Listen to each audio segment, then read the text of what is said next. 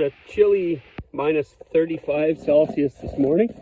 We've got the outdoor boiler going as usual in the winter, and we've also got our indoor fireplace going.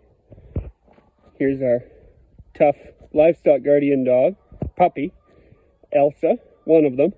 And I just wanted to show you the winter chicken coop with the composting deep bedding.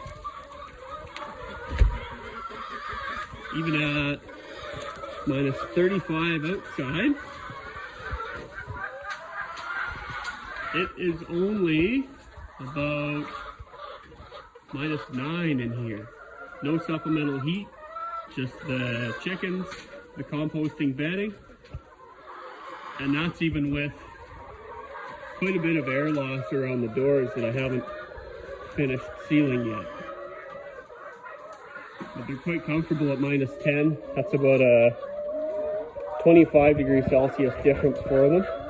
Last year, without the composting bedding, we were only able to get about a 5 to 10 degree temperature differential between inside and outside.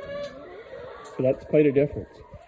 So the backbone of the deep composting litter is carbon, or a proper carbon to nitrogen ratio. So somewhere between 25 to 1 and 35 to 1 carbon to nitrogen. The chicken litter manure will provide the nitrogen, and these bags of leaves this time will provide the carbon. We can use leaves, or there's a lot of straw in here. I would have liked to use wood chips this year, but we weren't able to get a chipper in before winter, so I scavenged these bags of dry leaves from the local garbage dump, and we'll be using them. If you have any bags of leaves that are still hanging around your yard, let us know. We'll pick them up in the Bird and Brandon area. So now I'll spread these around, kind of pile them all around the coop, let the chickens do the rest of the spreading, and as soon as they're getting a little bit wet with manure, we'll come in again with either more leaves, or if it's a nice day, I'll open up the doors here and I'll bring in forkfuls of straw and spread it around for them.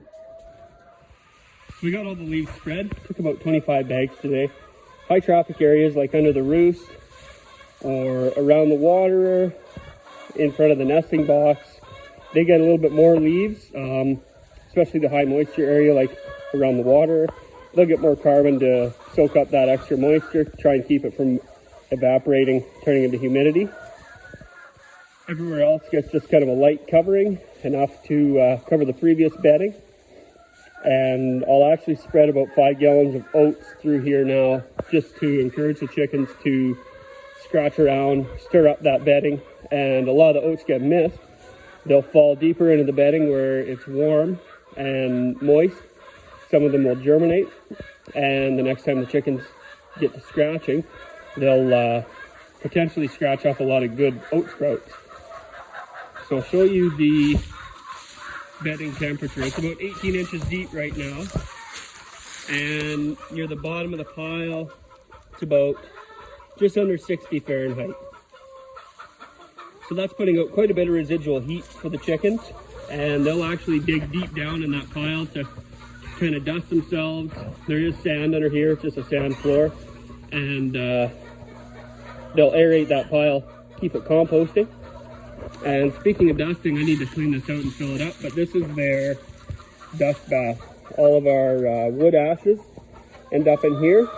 Sometimes I mix it with a little bit of diatomaceous earth, and that gives them something to dust bathe in all winter and keeps their mite and external parasite issues down.